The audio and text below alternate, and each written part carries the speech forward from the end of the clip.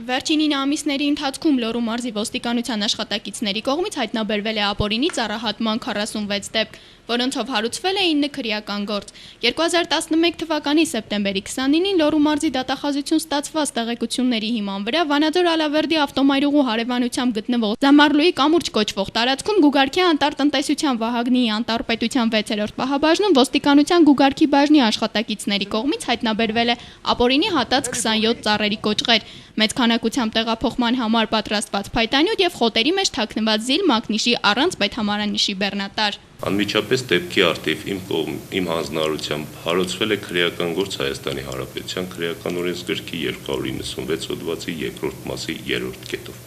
Նշված ապօրինի ծառահատումը նախնական համաձայնությամբ կատարելու եւ պետությանը շուրջ 2.600.000 դրամի վնաս պատճառելու համար Հայաստանի Հանրապետության քրեական օրենսգրքի 296 հոդվածի 2-րդ մասի 3-րդ կետով մեղադրանք է առաջադրվել Վանաձոր քաղաքի բնակիչներ Գառնիկ Աքուլյանին, Սասուն Ամիրյանին եւ Գագիկ Պողոսյանին։ Քննության հատուկ առարկա է դարձվել այն պաշտոնատար անձանց գործողությունները, որոնք պատասխանատու են եղել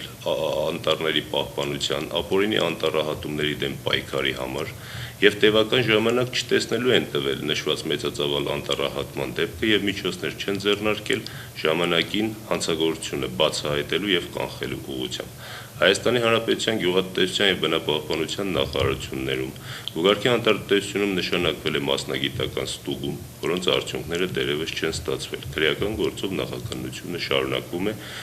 բոլոր անձանց արարքներին կտրվի համապատասխան իրավական գնահատական։ Նշենք նաև, որ Լոռու մարզում 9 ամսվա ընթացքում արձանագրված 46 ապօրինի ծառահատումները մոտ 22 միլիոն դրամի վնաս են պատճառել պետությանը։ Նարէ Ստեփանյան, Ժան Գալստյան, Լոռու մարզից լրաբերի համար։